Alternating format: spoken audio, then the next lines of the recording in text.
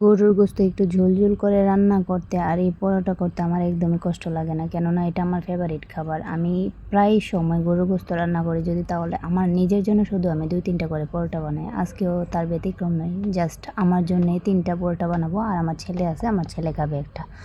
এই জন্য প্রথমে আমি একটু ডো করে নিলাম, যে অল্প পরিমাণে। আমার হাজব্যান্ড আবার এইগুলো পছন্দ করে না। আমি জাস্ট বিকালে একটু নাস্তার জন্য এইগুলো রেডি করতেছি। এখানে দেখতেই পাচ্ছেন আমি পরোটা রেডি করার জন্য পরোটার ডোটা রেডি করে জাস্ট রুটিটা বেলে নেওয়ার জন্য পরোটার বাস দিয়ে দিলাম।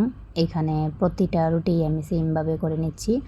আর এই রুটিটা আমার কাছে, পরোটাটা আমার কাছে খুবই ভালো লাগে মাংস ঝোল দিয়ে খাইতে, তাই আমি জাস্ট অল্প পরিমাণে করলাম।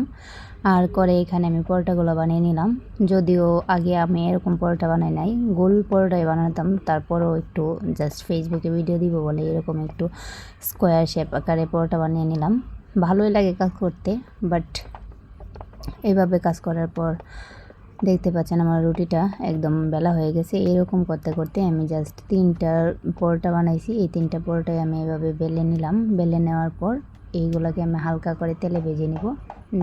আর এইগুলা তেলে ভেজে নেওয়ার পর এটা মাংস ঝোল দিয়ে খেতে কিন্তু অনেক ভালো লাগে। কার কাছে কেমন লাগে অবশ্যই জানাবেন। এই তো আমার একটা পরোটা হয়ে গেছে। নেক্সট যে পরোটাটা, আমি এটাকে সেমভাবে আবার একটু বেলে নিয়ে এই পরোটাও রেডি করার পর আমি পরোটাকে জাস্ট তেলে হালকা করে ভেজে নিব। আপনাদের কাছে কেমন লাগে এই পরোটাগুলো? আর রুটি পরোটাগুলো গরুর গোশতের ঝোল দিয়ে, কুরবানি তো হয়ে গেছে।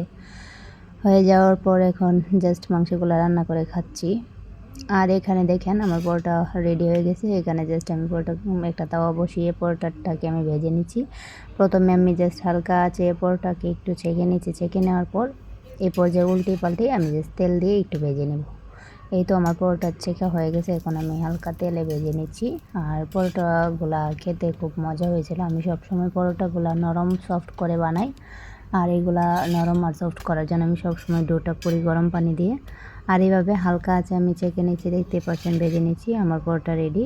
সেম প্রসেসে আমি বাকি পরোটাগুলো ওইভাবে ভেজে নিব। এই যে দেখতেই পাচ্ছেন আমার পরোটাগুলো জাস্ট ভেজে নিয়েছি। ভেজে নেওয়ার পর আমার পরোটাগুলো একদম রেডি হয়ে গেছে। জাস্ট 3টা পরোটাই বানাইছি, বেশি না। এই 3টা পরোটাই বানানো শেষ হয়ে গেলে আমি এখন আমার পরোটাগুলো ভেজে নিয়েছি। ভেজে নেওয়ার পর আমার পরোটাগুলো যখন রেডি হয়ে গেছে, এখন চলো কী দিয়ে পরোটাগুলো খাবো অবশ্যই আপনারা তো জানেন, আমি ভিডিওতে আগেই বলেছি। আর এই যে এখানে আমি গরুর মাংস আজকে একটু ঝোল দিয়ে রান্না করেছি। আর আমি আগে বলছি যে আমার অবশ্যই আলু দেওয়া লাগে তরকারিতে। এই যে এই পরোটাগুলো এখন আমি খাবো। ঝোল নিয়েছি একটু বেশি করে, মাংস নিয়েছি, চর্বিযুক্ত মাংস ছিল, খুবই নরম সফট ছিল। আর এই যে পরোটাগুলো খেতে অসাধারণ মজা হয়েছিল। আপনারা কি এভাবে পছন্দ করেন?